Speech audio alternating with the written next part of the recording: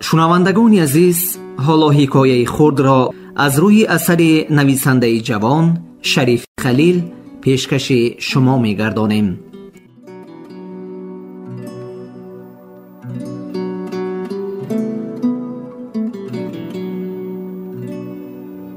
یادی بوسه های شیرین.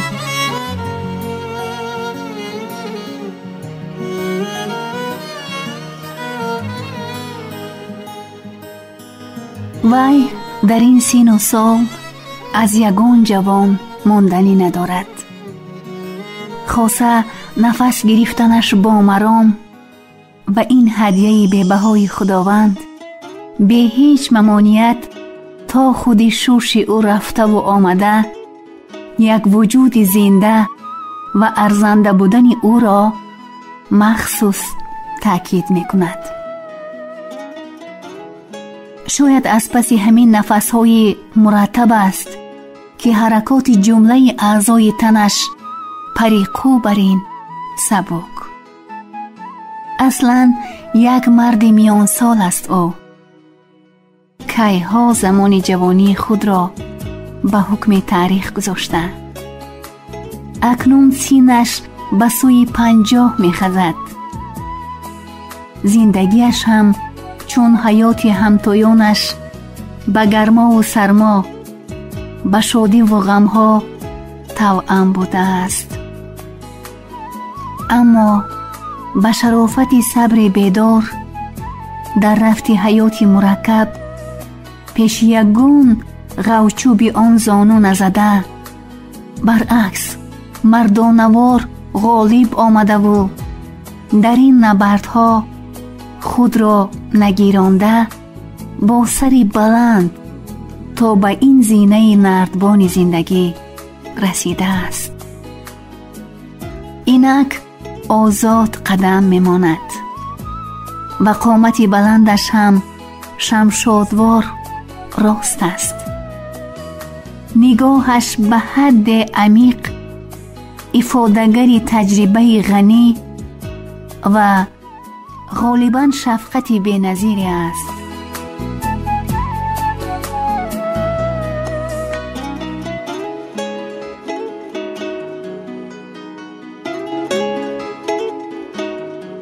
اما در همین وقت ساعت از چی بود که زیاده اندیشمند نگاه آن چشمان براق و به دوری ها دوخته شدند، به همان سمت که از نزد حولی یک قطار بناهای بلند آشیانی صحنشان پر از دختر و پسران، اصلا دانشجویند آنها، پلی پیچان آغاز گشته و بسان یک ماری نهایت کلان خفته تن خود را در تاب آفتاب بهاران داده از سمت دیگرش بر ره کلان شهر می پیوست.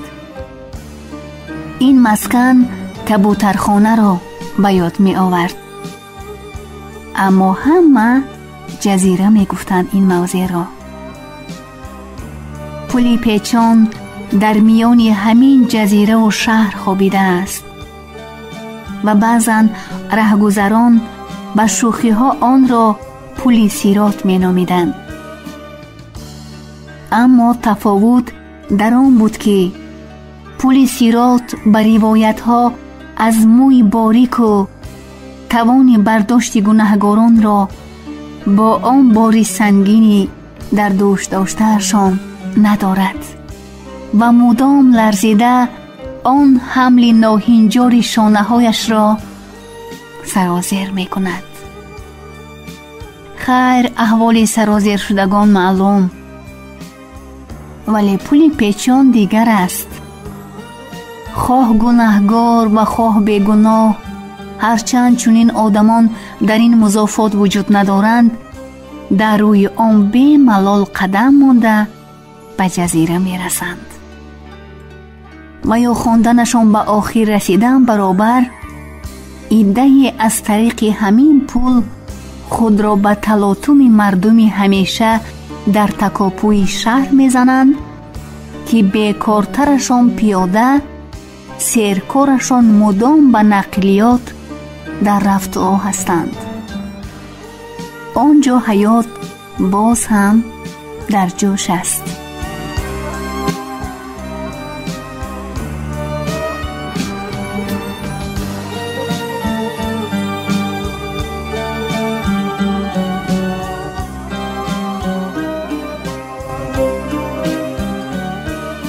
پل پیچان در کف دستان ستونهای بی‌عدد خود را آزاد حس می نماید و به جمله ره و پیرهه های اطراف که از برش گذشته و نیز عاشقان خود را داشتند و به شهامت وی دیده و دانسته از پس پنجه می نگریستند، بیگذار و اختیارشان مغرور نگاه می کرد. اصلا غرورش هم به جا نبود. پل پیچان به منظره اطراف خیلی شینم افتاده و هماهنگ گشته عجب زیبنده می تافت. وی بسیار طبیعی ایجاد شده بود و چند کولی هنوز به آبی در دو برش خوابیده، خرسنگ های رنگشان گوناگونی برجسته، جای جای بوته و درختان قدشان پستی منظروی که از میان همین سنگ های خرد و بزرگ سر بالا کرده اند، شاید خودرو هستند آنها یا به خاطر زیبایی مخصوص نشانده اند، و نهایت زمینی مخمل پوشی سراسر سبز و گلزار که از نفس دریای خروشان شهر جان گرفته و باز هم دل برگشتند، زیبایی اطراف را تکمیل می دادند.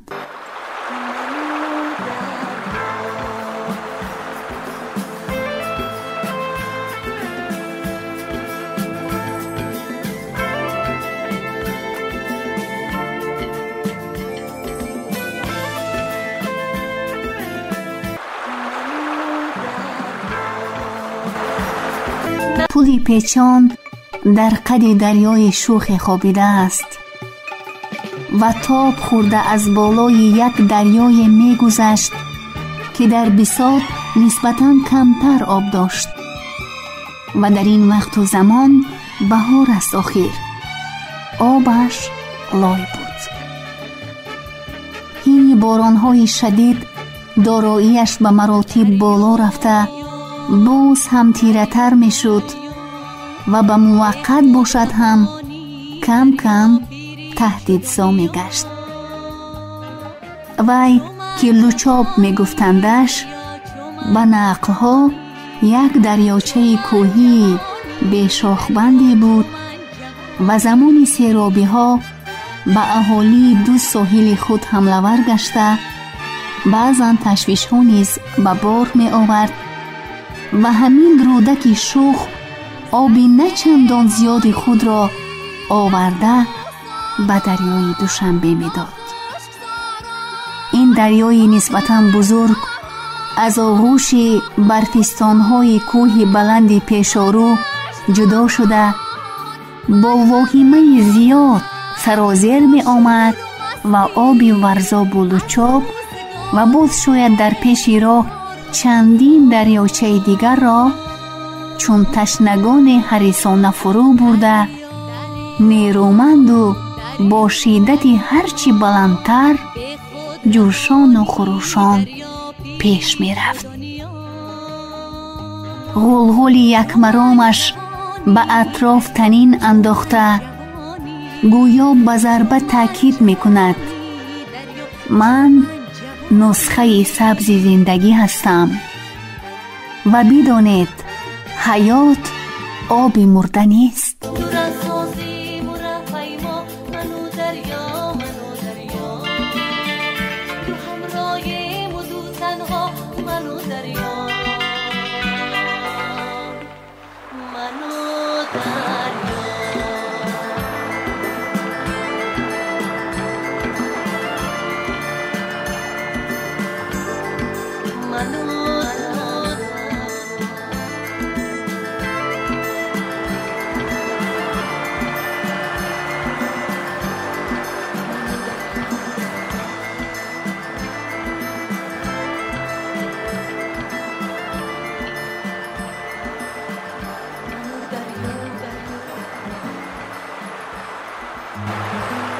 حالا مردی قامت بلندی با کتف و بازو که در بر شیم و کستوم سیاه و کرته سفید، میانش در آغوش کمربند نیز همرنگ لباسش بود، روی پل پیچان اندیشمند قدم می‌گذاشت و از تماشای منظره اطراف این فکرها بی اختیار در ذهنش زنده می‌گشتند. وی رهروان جواباً به خطابه دریای خروشان که این لحظه ها خیال او را به خود کشیده بود، زیر لب گفت: زندگی عرصه عشق و محبت و مردانگی است. مرد که وجودش از هیجان پر شده بود، خیالمند از دوری ها نگاه برچیده از مغز جگر آه کشید. یک سیله دختران دانشجو مستی خنده و نغمه های جوانی با مرد خوشلباسی در بند اندیشه ها به گوشه چشم نگریسته بین خود پیچیر پیچیر چیهای گفته گذشته رفتند. مرد با شوقمندی این سیله رنگابرنگ را نظارت کرده به افتخار آشکار به پیش پای نگریست. توفلیش نه پناه جلو می دهد، هنوز گرد ننشسته است بروی آن و همین سحر از رفی قطار پای پوش های بسیاری مغازه جدا نموده البته بهترینش را به پای پوشید. بگذار به نظر مردمی دماغشان بلندی شهر نشین یک مردی عادی از کدام یک دهه دوردست کوهستان نبکک به تماشای آمده نمودار نگردد. می داند این شهری های وقارشان خشک را با یک نظر معین می سازند که اهل کجایی. خودی مرد هم از اهل شهر است، فقط از شهر دیگری فرهنگش بلند و زمان او در آغوش همین شهر عظیم دوشنبه خوانده و 12 ساله پیشتر دیپلم در تگ کش به زادگاه برگشته بود. همان ایام نیز یک جوانی آزاده پوش بود. به لباسی بی جرم وی خاصه دختران با هوس می نگریستند و همیشه می خواستند که در برش باشند. چه ایامی بی غباره. آوازش کمی لرزیده گفت وی و فکرش به دوره دانشجویی پیوسته با نگاهی اندیشمند از راهروی پیش پایش گویا نشانه های روزهای طلایی را کافته کافته وزنین قدم می برداشت.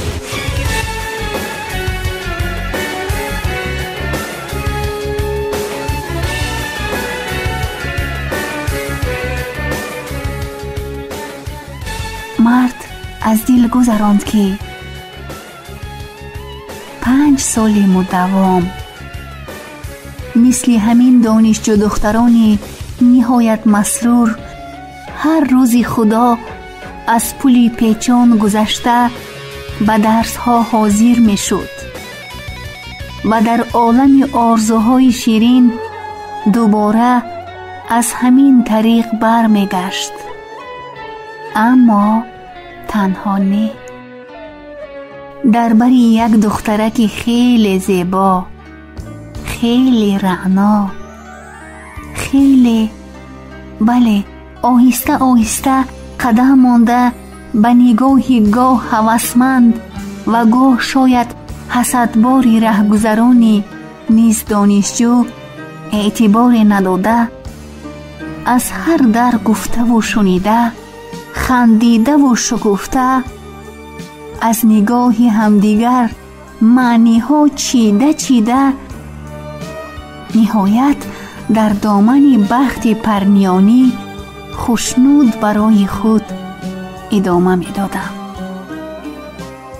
آن وقت عاشق بود مرد، محبت شعله‌ور در سینه داشت. حالا نیز قلبش به یاد همان عشق عالمگیر بیقرار است و غالباً یاد همان محبت آتشین او را بعد از سالها دوباره به شهر آورد. بله، محض همان عشقی آغازش عبارت از شکوفه های شادی و انجامش پر از آبی چشم، غم و خوب نیتش چیست از این تشریف؟ دیدن پل پیچون، یاد ایام جوانی، باز باید به زیارت مکانی برسد که اولین بوسه عاشقانه نصیبش گشته بود و یاد دارد که آن دمهای رنگین خود را چنان بختیار حس کرده بود، چنان خوشبخت دیده بود که ایها، گویا آن لحظات افسانوی جان جوانش به پرواز آمده سرسر شانه های کوه های بلند در کف پاره ابرهای پریشان سبک سیر میکرد و همون جای خاطرمان در وسط پل پیچان واقع است و مرد نیت دارد که گلی دستش را به نشان صمیمیت در یک گوشه آن بگذارد. در دست یک دانه صدبرگ سرخی بی‌بها دارد. همین گل را از میان صدها گل خوشروی و خوشبوی مخصوص جدا نموده از دکان گلفروشی نزد باغ فراغت خرید. از همان دکانی که آن ایام گاه گاه چنین یک گل را خریده به دستی دوست داشته‌اش می‌داد و او بهارانه می شکفت، همون قدر زیبا می گشت که گلی صدبرگی با نکهت گویا شرمسار می شد. اینک در دستش یک دانه گل، چرا یک عدد خودش نمی داند. این را غالباً به رسم عاشقان اجرا نمود. حالا گل را چنان به احتیاط می برد که گویا یگان ظرف بلوری نفیسی باشد و می ترسد که عادی ترین بی‌پروایی آن را به دستی فنا می سپارد. نکهتی که از صدبرگ جدا می گشت، آه چه بوی خوش و مخمور کنندهی بود آن. با صد نزاکت به مشام مرد نشسته او را کاملا مفتون می ساخت.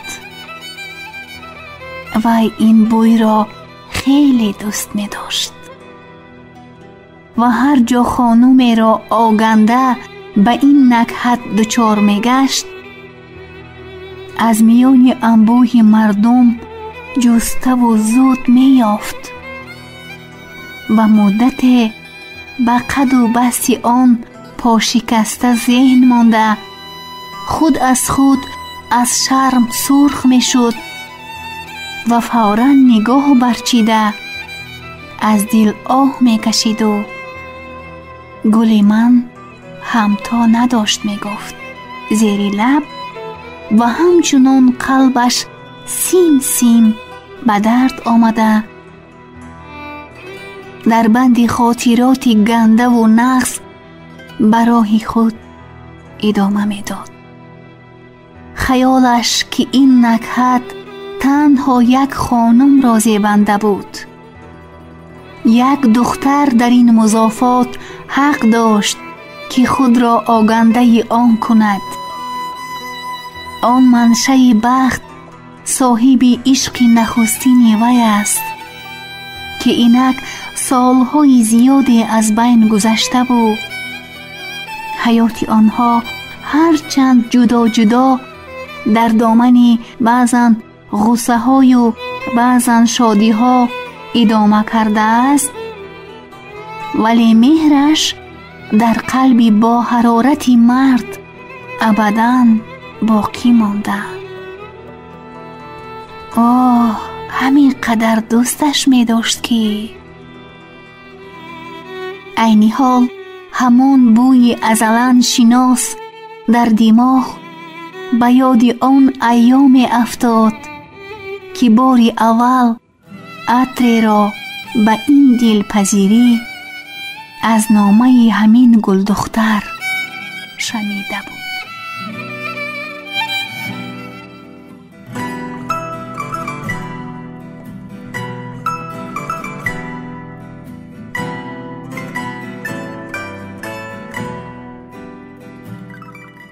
آن روز هم آفتاب درخشان بود. هوا ملایم و زمین تنی از باران شبانه نم کشیده خود را در پرتو آن خشک می کرد. چند پاره ابر سرگردان در کرانه های آسمان مینویی لاقید شنا می کردند. بهار حکمران بود. وی به همین دختر شریک درسش عاشق گشته و روزان و شبان در عشق او سوخته و پخته، نهایت پس از فراوان مشقت کشیدنها در همین روزی شکوفایی بهاری یک مکتوبکی جوابی گرفت. در یک پاره کاغذ سفیدی چون بیازی گردنش به آلایش تصویر یک دل کلان و در آن قلب گویا از امیدهای و آرزوهای سبز مرتب و مزین 3 واژه ساحر با خط خوانا نوشته شده بود: تو را دوست دارم. و این نامه نخستین آن گل یکتا بوی صدبرگ می کرد و همین نکهت مشامگیر دل او را برگ برگ کشاده، خیال او را به کدامین کشوری افسانه ها برد. عطر نامه را شمید و شمید و 3 واژه ساحر را تکرار کرد و تکرار. پس به همین خود را باخت. در عشق آن پری چهره باز هم مجنون گشت. صورت معشوق خود را پیش نظر می آورد و با نکهت گلی صدبرگ به قیاس گرفته و از تصور این مقایسه ساعتها به کدام یک نقطه نامعلوم نگاه کرده می نشست.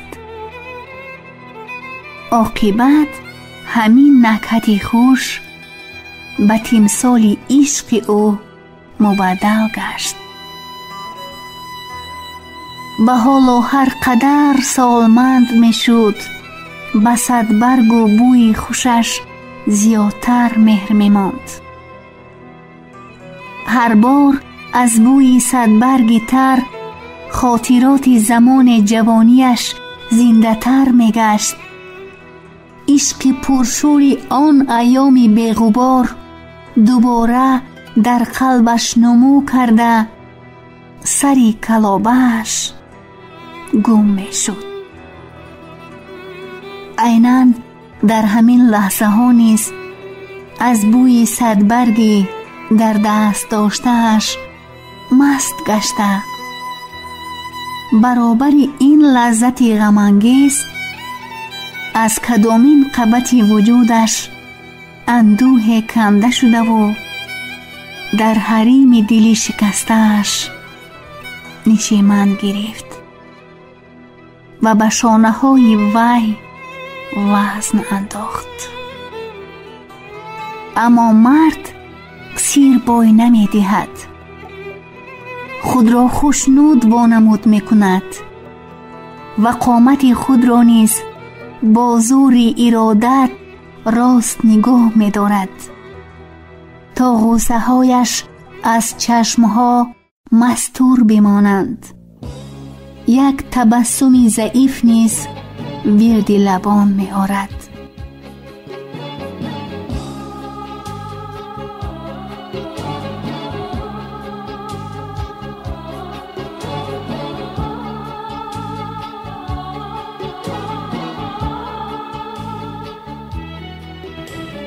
اینک مرد در دست گلی صدبرگ زیبا از روی پل پیچان گام می بردارد.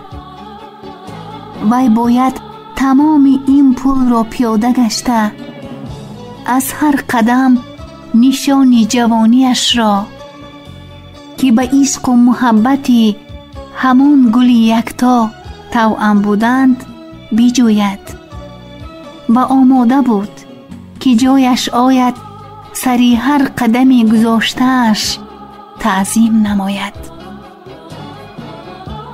تعظیم به نشان احترام و صداقت به احساس بلند انسانیت، نامش عشق.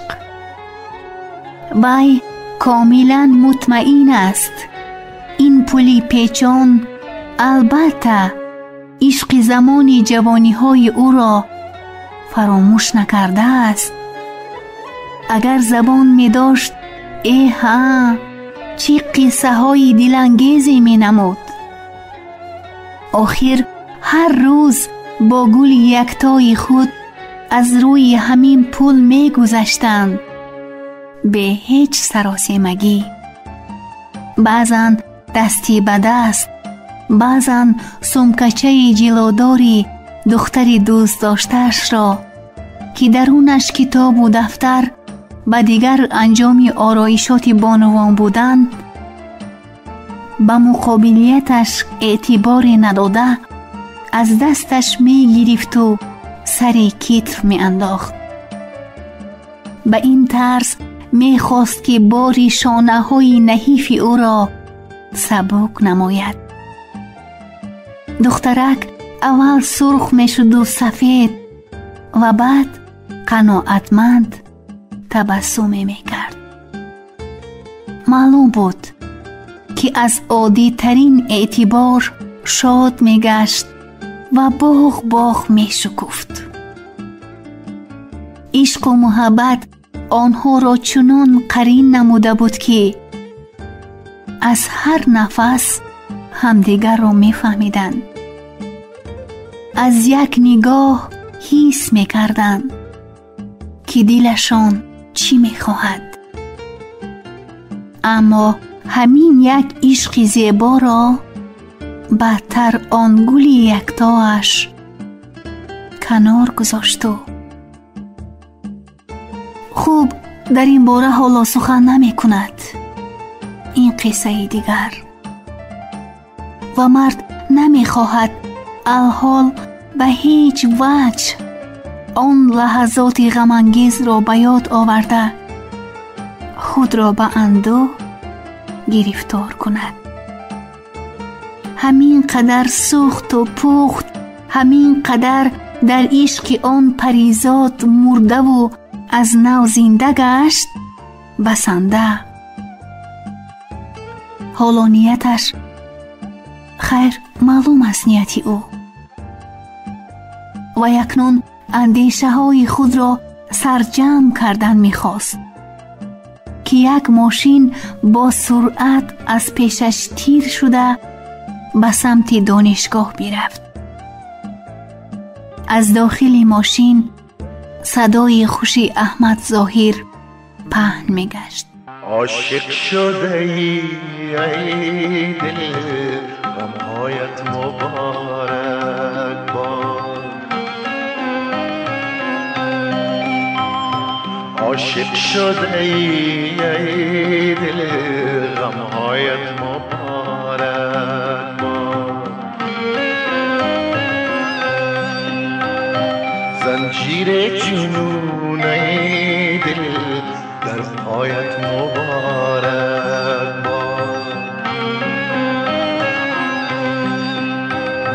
زنجیر جنون ای دل در پایت مبارک باد. ماشین دور شد و موسیقی و آواز حافظ را با خود برد. اما مرد در یک حالت پریشانی بماند. هرگاه آواز خوش احمد ظاهر را می شنید چون مرغ نیم بسمیل می تپید و می تپید. این هنگام خاطرات ایام عاشقیش نو شده یک حسی عجیب او را اسیر می نمود. چون که نیک می داند در تأثیر سرودهای این حافظ آوازدار عاشقی بیقرار گشته و نیز بعدتر به زوال عشق خود سر فراورده، اما جراحت‌های خونچکان قلب را با همین سرودهای دلپذیر ملهم بسته از دامن این شهر رفته بود.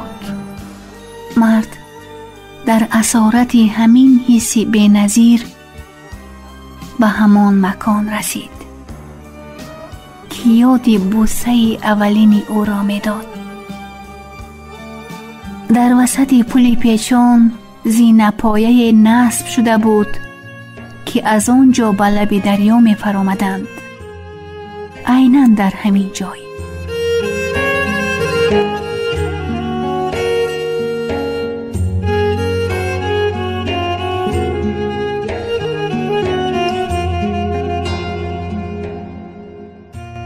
یک روز آنها از درس فارغ گشته دست به دست به سمت شهر راه گرفتند و به همین جای پل پیچان رسیده از گل یکتای خود خواهش نمود که کمی توقف نمایند.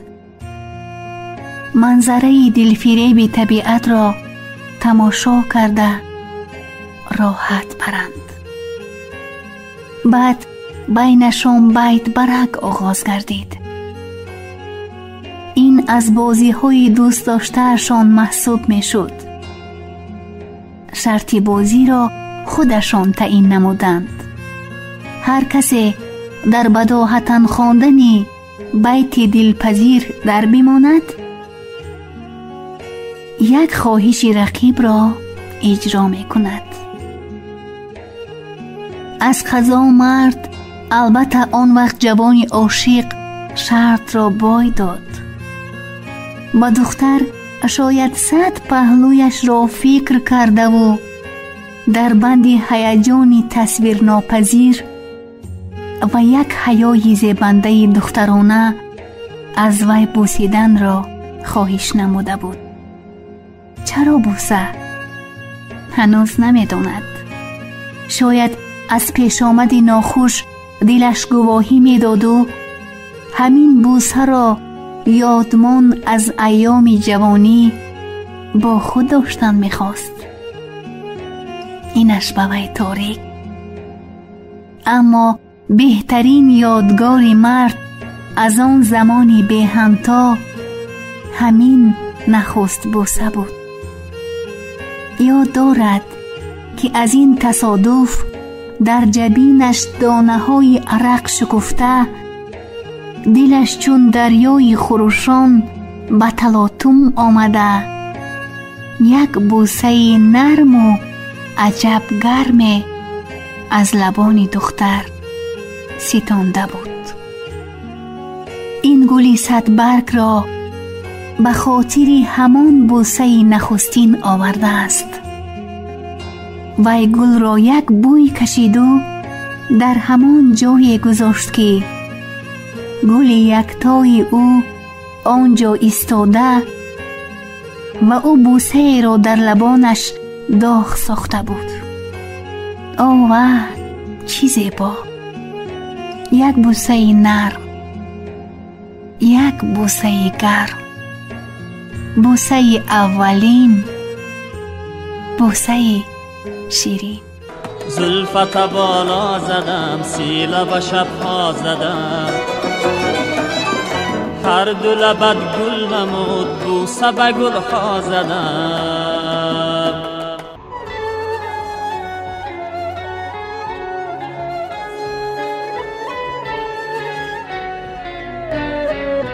این دم آوازی هیجان آلودی یک جفت عاشق به گوشش رسیده وی را از عالم افسانوی بیرون آورد.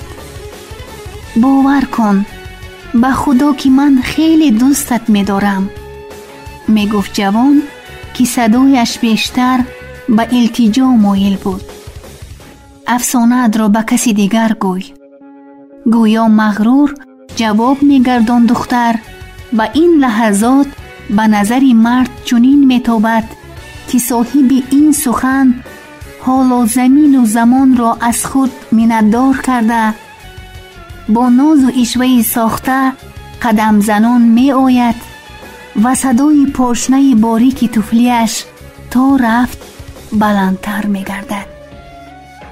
اگر خواهی اثبات می کنم که خیال جوان دست روی سینه با تمام وجود می خواهد عشق خود را به هر نحوه ثابت بسازد. کو حتی به سمت وی نظر نکرده سرد و بیروح به زبان می آرد دختر. قسم خورم یا دیوانه بوده ای؟ ها دیوانه من در عشق تو. به من عاشق سالم در کار. با تمسخر و پاسخ می دهد دختر و خنده می زند. من گویا دوباره جان می گیرد جوان. تو از راحت نمانده آنه. و دوباره بلند می خندد دختر و خندهش به حد دلخراش است که به اطراف وزن می اندازد. حتی دل شیدای مرد هم در جای نشستهش تضییق آن را برملا حس می نماید. نرگس من بس دیگر نامی مرا به زبانت نگیر. گویا با تمام آواز داد می زند دختر که از شنیدنش جوان یک قد می پرد و مرد هم هوشیار می گردد. حالا مرد در خود تصور می کند که دیدگان دختر ناخواست از کاسخانه خود بیرون گشته با یک دسته نگاه آتشین به جانب جوان می نگرند. مرد که تا این دم از چشمان جوانان عاشق پنهان بود با برابر شنیدن نام دختر آهسته از جای خیست. دخترک یک نگاه متعجب به سوی مرد خوش لباس افکند و شتابان از بر او گذشت. جوان با برابر دیدن مرد ناگه در جای خود باز ماند. گویا جنایتی کرده و به دست افتاده باشد. در بند خجالت حیران به مرد می نگریست بعد وی به خود آمده با زور ارادت آب دهان فرو برد و راه گلو نرم ساخت و آهی به درد کشید و دست به مویهای قیرگونی خود برد. به نگاه سوال آمیزی مرد به حد غمگین کتف در هم کشیده سرش خم وزنین قفا گشت. مایوس به همان سمت رفت که از دنبال دختر آمده بود. این لحظه همان ماشین که به سوی دانشگاه رفته بود دوباره از پیش مرد گذشت. اکنون شاید به سمت شهر می رفت و این دفعه شتاب نداشت. ماشین در برابر دخترک ایستاد و جوان راننده از تیریزه آن سر برآورده چند کلمه گفت. دخترک به قفای خود ننگریسته تازان خود را به داخل ماشین گرفت و راننده آواز مگنیتوفون خود را بلندتر کرده به پیدل گاز فشار آورد مگر وی سبک به راه درآمد. باز از داخل آن ماشینی اکنون به حد سرعتش تیز صدای پخش خورده بلبل شوریده شرق احمد ظاهر تا به گوشهای مرد رسیدند. علایار جان، خطر دارد جدایی، نهالی بی ثمر دارد جدایی، بیا که ما و تو یک جا نشینیم که مرگی بی خبر دارد جدایی.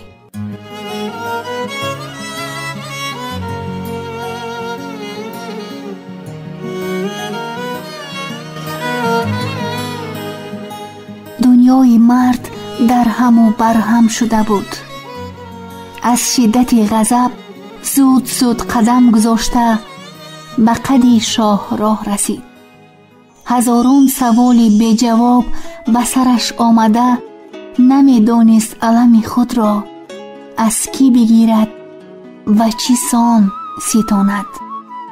وی قصد نمود که همین حاضر به حجره‌اش در مهمانخانه مرکزی برگشته و سمکه سفریش را سر کتف می پرتاید و پای خود را از دامن این شهر برایش دردزا بیرون می برد.